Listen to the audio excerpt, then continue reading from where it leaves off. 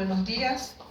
Tenía pensado, cuando me dijeron usted tiene que presentar el tema de qué se está haciendo por los afroecuatorianos, yo dije, hoy presento la agenda porque estoy en representación del Consejo Nacional para la Igualdad de Pueblos y Nacionalidades.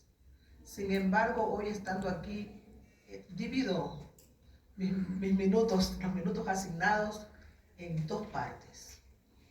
En tres partes. La primera, pues, que siento el día de hoy que no es que vengo solo a exponer, sino que he venido a reencontrarme con gente que no había encontrado en mucho tiempo, y he venido también a saludar y a reconocer esas presencias y esos aportes.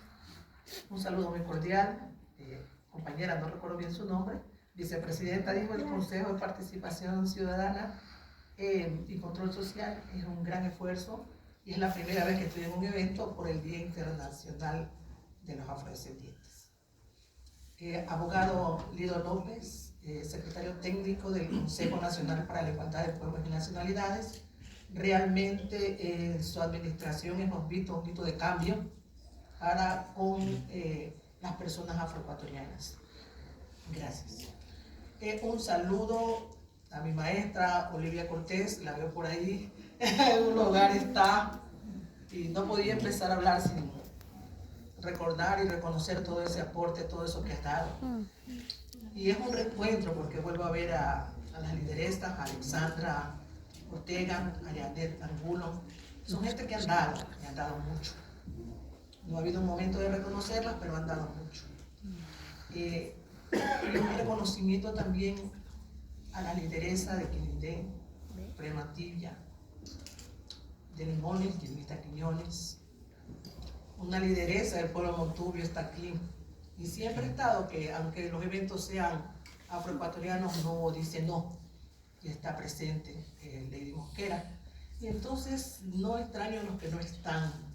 Estoy muy bien con los que están. Conozco de cerca el trabajo de Sixta Carla. Y bueno, no más que felicitar. Entonces no podía empezar con una exposición sin verlos y que mi alma los vea y reverlos, porque me parece que es importante todo el trabajo que ustedes han hecho en todos los momentos desde que yo sé de ustedes. Entonces, eso por un lado. Por otro lado, dije, lo parto en tres mi exposición y esos 15 minutos no sé qué voy a hacer para completar, porque me voy a pasar de los 15 minutos.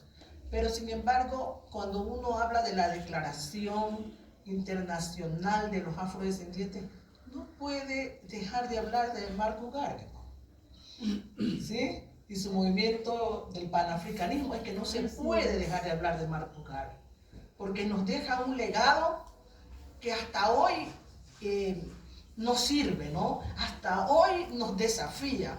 Y yo digo lo que planteó Marcus Garvey el año pasado. ¿Cómo vamos hoy? ¿Cómo estamos hoy frente a ese gran pensamiento?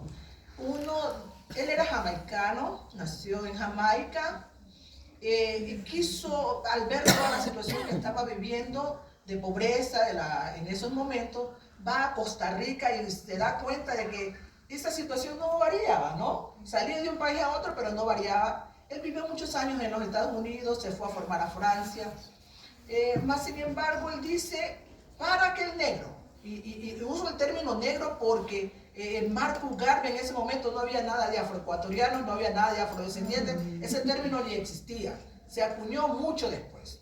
Entonces Marcus Garvey decía que el negro tenía que trabajar en tres grandes temas, decía, ¿sí? El uno, en la educación. Los negros tenían que procurarse toda la educación posible, decía, porque sin eso no vamos a ser respetados. Para que un negro sea respetado y se respete, tiene que darse toda la educación que pueda. Otro de los esfuerzos que planteaba Marcus Garvey era el tema económico.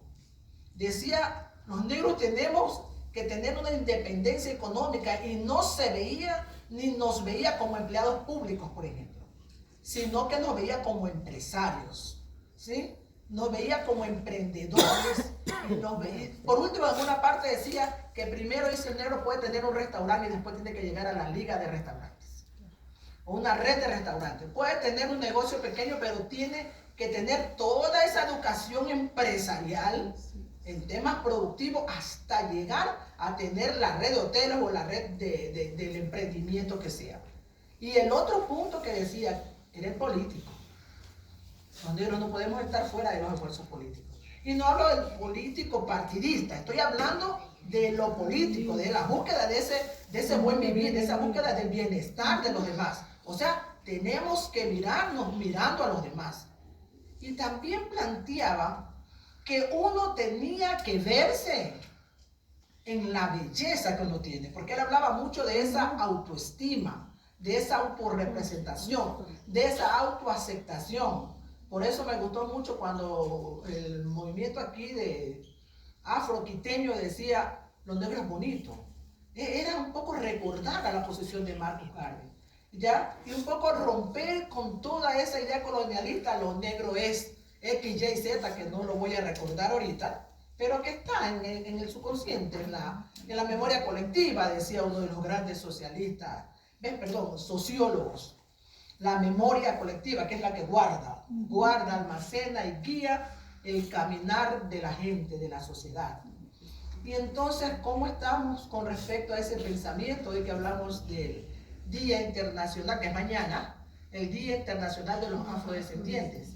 ¿Será que el camino que nos deja Marcus Garvey puede ser posible el día de hoy? ¿Será que eso sí es un desafío para las mujeres negras, para las mujeres afroecuatorianas? ¿Será que avanzaron en educación, que han completado todo ese proceso de instalarla en educación, de reducir las desigualdades? ¿Lo lograron? ¿No lo lograron? ¿Será que nuestra participación política, la de las mujeres negras, la participación política, ha podido no solamente representarnos, sino luchar por esos pilares que hemos querido sacar adelante? ¿Será? ¿Y será que en el tema productivo realmente hemos tenido acciones muy concretas? Ese es un desafío que nos dejaron. Marcus Garvey nació en 1887 y muere en 1937, creo, si no me equivoco, y nos deja un desafío. Y entonces, como elemento desafío de las mujeres negras, yo digo, ¿enfrentamos el desafío? ¿Podemos enfrentarlo todavía? ¿O sencillamente lo dejamos olvidar? Pues esta declaratoria del Día Internacional de los Afrodescendientes nos lo trae al presente y nos dice que el desafío está y que estamos haciendo por eso. Ese fue el segundo punto que no iba a poder dejar por fuera. Ahora sí, voy al tema de la agenda nacional, Agenda Nacional para la Igualdad de Derechos de los Pueblos y Nacionalidades Indígenas, el pueblo afroecuatoriano y el pueblo montuno. Sin embargo, hay que aclarar que nos hablaron de planes, programas y proyectos. El Consejo Nacional para la Igualdad, instancia garante del ejercicio de los derechos de las personas, comunidades, de los pueblos y nacionalidades. Sí, perfecto, sí. No es una instancia ejecutora. Más bien, nuestras competencias van a la formulación, la observancia, el seguimiento, la transversalización de las políticas públicas, ¿sí? Nuestra función es exactamente el tema de las políticas públicas. Como ustedes saben, no somos una instancia ejecutora, no tenemos presupuesto de inversión, pero sí tenemos en nuestras manos la responsabilidad de la elaboración de la Agenda Nacional para la Igualdad de Derechos de los pueblos y nacionalidades indígenas, el pueblo afroecuatoriano y el pueblo montuno. No, esa todavía no, pónganlo a Papá Roncón, ¿no? Es como la tercera, a ver si nos inspiramos un poco, la tercera diapositiva y verlo. No, eso es. ¿Sí? No es que vamos a hablar de Papá Roncón ahorita, simplemente es para motivarnos, ¿no? Porque estamos en un momento de reconocer los esfuerzos del otro, y él culturalmente hizo un gran esfuerzo, ¿no? Hasta el final de sus tiempos nos mostró todo el tema instrumental, todo el tema de la música, todo el tema del pueblo afroecuatoriano, ¿no? Y eso es cultura. Entonces, bueno, en esta diapositiva donde está mi querido Papá Roncón, estamos viendo cuál es la estructura de la agenda. Nos habla del antecedente, de la construcción participativa de la agenda, de las políticas públicas y las líneas estratégicas de acción y la territorialización. La diapositiva que siguen, nos marca como antecedente todo lo que es el marco normativo en la planificación y nos presenta el articulado que consta en la Constitución, que son los derechos colectivos también, sí, ahí está. Nos habla del Código Orgánico de Planificación y Finanzas Públicas. Este código tiene por objeto organizar, normar y vincular dos sistemas: el Sistema Nacional Descentralizado de Planificación Participativa y el Sistema Nacional de Finanzas Públicas. Estos dos sistemas, este código nos permite un poco conocer cuál es el marco en que tienen que moverse las instituciones públicas. Y la Ley Orgánica de los Consejos Nacionales para la Igualdad. Bueno, esta Ley de los Consejos Nacionales para la Igualdad nos faculta a que podamos coordinar con otras instituciones públicas de las otras funciones del Estado. Por eso nosotros hemos podido conversar y coordinar acciones con el Consejo de Participación Ciudadana y Control Social. ¿Cuál es el valor de esta agenda? No solamente es el valor técnico, la agenda tiene un valor técnico, porque tenemos la Secretaría de Planificación, que ella es la que un poco va ordenando cómo debe ser el proceso de elaboración de la agenda. Pero realmente el valor, más allá de lo técnico que tiene la agenda, es el tema de la participación, que es lo que le da la legitimidad a la agenda, a lo que está planteado en la agenda.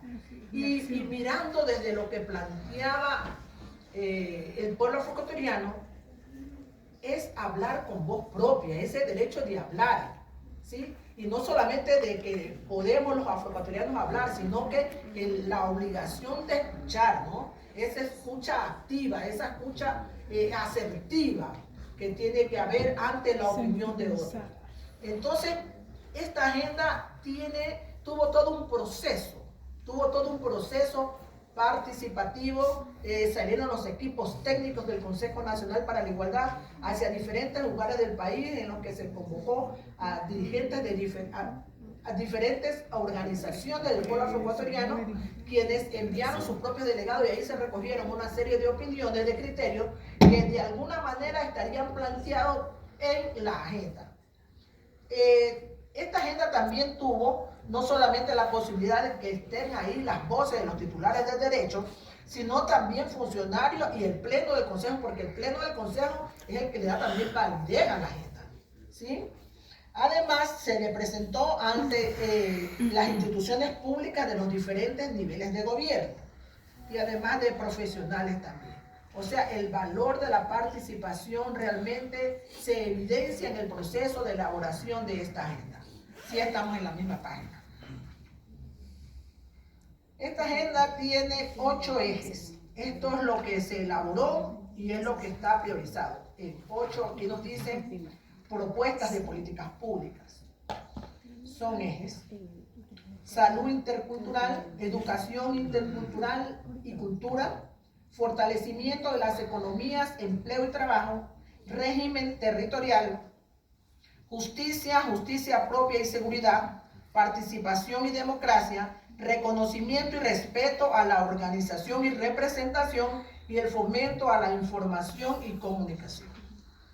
Considerando un poco que estamos en este evento, en este momento, con el Consejo de Participación Ciudadana y Control Social, sí vamos a pasar mirando un poquito los ejes, pero nos vamos como a detener un poquito en el eje que nos vincula con el Consejo de Participación. Sí, el otro. En salud intercultural, ¿qué es lo que se plantea? La reducción de las brechas de desigualdad, y se busca, por ejemplo, reducir la mortalidad materna por cada 10.000 nacidos vivos, que es del 10.10% a 7.41%. Todos estos indicadores que estamos mirando, podemos ir siguiendo, claro. Todos estos indicadores que estamos mirando se los trabaja con el Ministerio de Salud, o sea, con la instancia pública que tiene la titularidad en el tema de salud. Tenemos una mesa de salud intercultural para un poco con ellos ir trabajando estas cosas. Las líneas de intervención, el establecimiento de un sistema de atención integral de carácter comunitario con inclusión de sabios y sabias de pueblos y nacionales. El otro es la integración y equiparación en parteras a las parteras de pueblos y nacionalidades, la incorporación de conocimiento de pueblos y nacionalidades en la lucha contra la desnutrición. El tema de desnutrición, como ustedes saben, es uno de los temas que más infantil, es uno de los temas que más aqueja a los pueblos y nacionalidades. Sin embargo, el porcentaje de desnutrición de los pueblos y nacionalidades indígenas es mucho más alto que el pueblo afroecuatoriano, ¿no?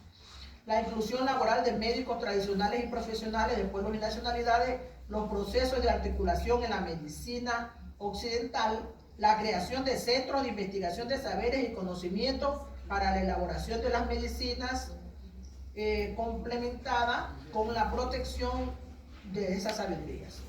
Sigamos, ya tenemos el tiempo de salud intercultural, vamos un poquito a educación intercultural. En este eje también, claro, estamos viendo las brechas de desigualdad. Como ustedes saben, este eje fue trabajado, se plantea desde el Consejo, pero ha tenido como mucha presencia de las organizaciones afroecuatorianas porque esto se lo coordina con el Ministerio de Educación, básicamente. La meta que se está planteando aquí es aumentar la tasa de asistencia a la educación superior del 23.4% al 31.6% hasta 2025. Otro indicador, se busca incrementar el porcentaje de personas que culminan la educación básica del 63.6 al 66.1 al 2025. Un punto del que no les había, que es necesario que yo les diga antes de que continuemos con este tema, es que esta agenda es 21-25. Esta agenda se trabajó con los datos del censo 2010, ¿sí? Y entonces hay indicadores que ahorita pues ya serían como un poco, no el indicador, sino el porcentaje, la cantidad que se plantea dentro del indicador podría ser discutible, pero en este momento estamos a puertas de una nueva agenda, porque estamos a puertas de una elección presidencial que va a concretar un nuevo plan de gobierno. Entonces este nuevo plan de gobierno va a obligar a que las agendas nacionales para la igualdad tengan cambios. Por eso escucharán algunas cantidades y puede hacer que ustedes digan, no, esa cantidad no. Lo que pasa es que la agenda fenece el próximo año. Y tendrá que trabajarse con los datos del nuevo censo. Y no toquemos ahorita el tema de los resultados del nuevo censo porque entramos en un tema pantanoso con respecto al pueblo afroecuatoriano. Entonces salimos de educación y pasamos a otro eje que es el fortalecimiento de las economías comunitarias, empleo y trabajo. Aquí se nos planteó para el pueblo afroecuatoriano incrementar la tasa de empleo adecuado del 30,66 al 46,05 para el 2025. El otro indicador que nos planteamos es reducir el porcentaje del empleo inadecuado del 60,6 al 46,49. Cuando hablamos de empleo adecuado, estamos hablando de un empleo donde media un contrato, es un empleo donde media seguro social, donde median una serie de seguridades para el empleado. Y cuando hablamos del empleo inadecuado, estaríamos hablando también un poco de ese empleo más bien informal, ¿sí? Más bien informal que no te da la seguridad social. Las líneas de intervención que se plantean en este eje es la integración en los planes de desarrollo y ordenamiento territorial, la transformación tecnificada a la producción en los territorios de los pueblos y nacionalidades, fomento a las actividades productivas en los territorios rurales del pueblo afroecuatoriano, atención a las necesidades de las comunidades urbanas del pueblo afroecuatoriano, Desarrollo del diseño afrodescendente en materia de empleo y medios de vida. Bueno, este es otro tema que si entramos no termina nunca el tema del diseño afrodescendente. Apoyo a las economías campesinas, familiares y comunitarias de los pueblos. Mira, en el tema de las economías sí ha habido un esfuerzo, no me atrevo a dar un resultado, pero sí ha habido un esfuerzo de parte del Consejo Nacional para la Igualdad. En el tema inclusive están firmando creo que un convenio, cuando hable el señor secretario técnico nos ha de explicar, un convenio con el IEPS, Instituto Ecuatoriano de Economía Popular y Solidaria, un convenio para un poco ver este remanente de época Banco Mundial y todo eso, cómo es que se lo va a trabajar y cuáles son inclusive las parroquias que van a trabajar este tema. El eje de régimen territorial está en construcción, dice, en construcción por no contar con registros estadísticos, con desagregación por autoidentificación de pueblos y nacionalidades. En el tema de registros estadísticos, esta administración del Consejo Nacional para la Igualdad ha reactivado el CONEPIA. Ya en este mes creo que tienen ya la primera reunión del CONEPIA, porque uno de los nudos críticos del tema afroecuatoriano es justamente la falta de información estadística actualizada. Entonces por ahí pues ya hay un esfuerzo. ¿Cuáles son las líneas de intervención? El establecimiento de circunscripciones territoriales, contribuir en la elaboración de normativas que garanticen los derechos de libre determinación, garantizar el derecho al consentimiento libre, previo e informado de las comunidades y pueblos de las nacionalidades indígenas, dice aquí, desarrollar un régimen legal de protección de tierra, promover la seguridad jurídica de las tierras y territorios y garantizar la protección jurídica y sostenibilidad de las nacionalidades indígenas del pueblo afroecuatoriano asentados en territorio de la frontera norte. Pasamos a justicia propia y seguridad. Por favor, compañera. Mi compañera está al día en esto.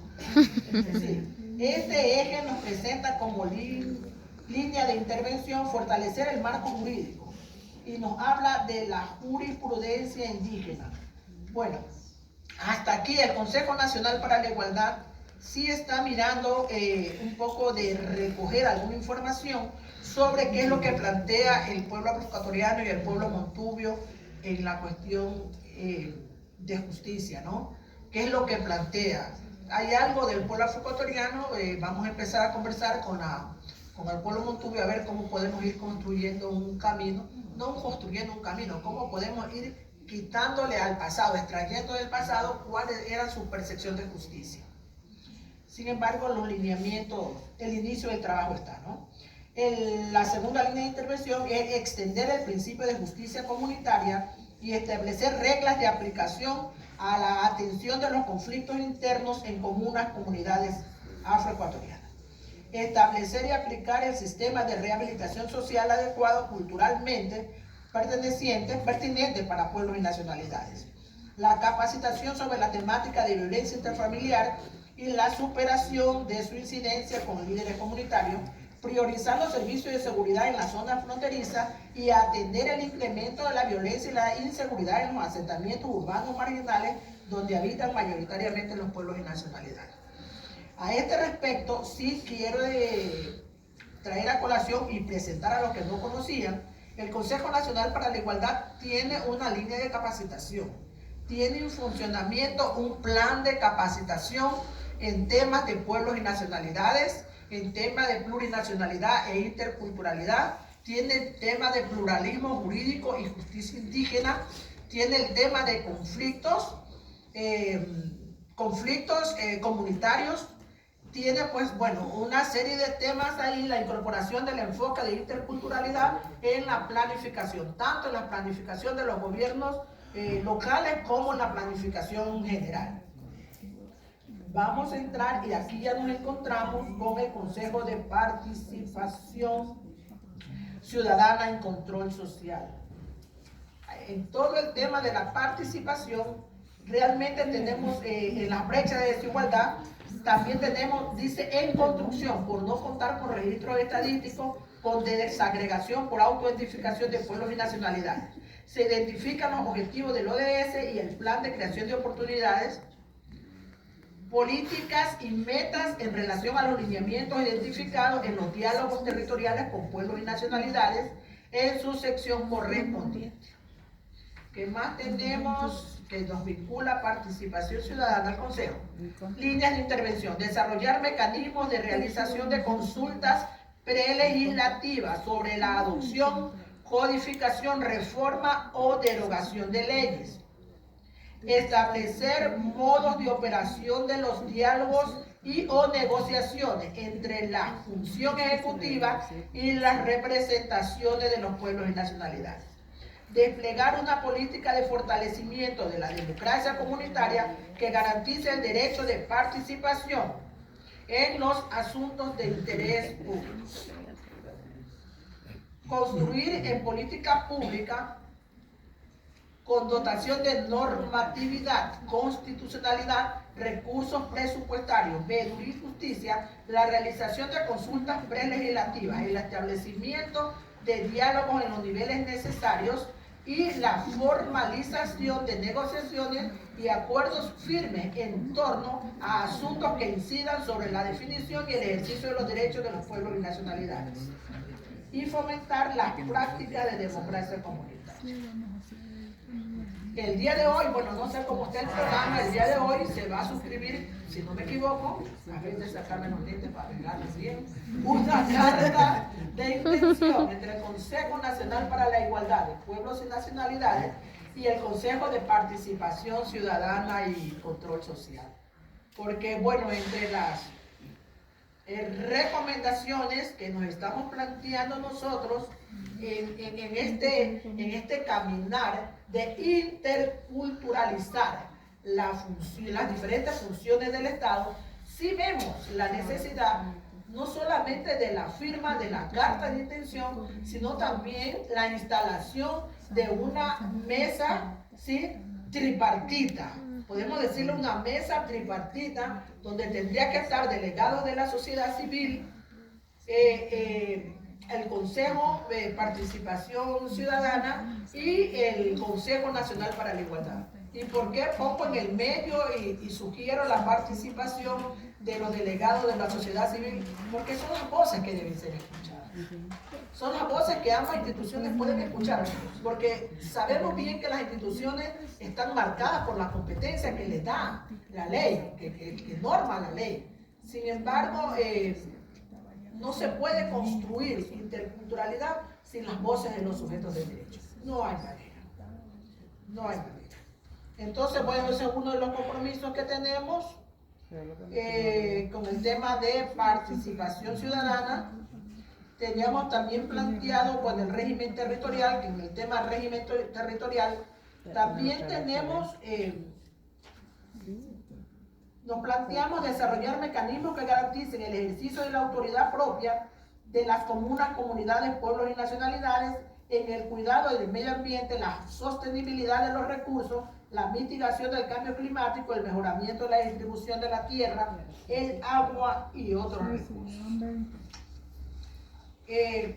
Para no ser demasiado pesada, tenemos el tema, ya hablamos del fortalecimiento de las economías. Nos queda uno, ¿cuál es? Ya. ¿Este es? Sí. Yo estoy muy cómoda cuando me toque poner algo, súper cómoda. Esa página se me ha perdido, pero aquí la leo. Coordinar, a eso ya hablamos, entre el Consejo de Participación Ciudadana y Control Social y el Consejo Nacional para la Igualdad de Pueblos y Nacionalidades. Realmente les queda un gran desafío. Hablando del desafío de las mujeres negras, de las mujeres afroecuatorianas, a ustedes como institución también les queda un gran desafío. ¿Cómo estamos interculturalizando el tema del pueblo afroecuatoriano en las políticas públicas? ¿Sí? ¿Cómo lo estamos haciendo o cómo lo queremos hacer?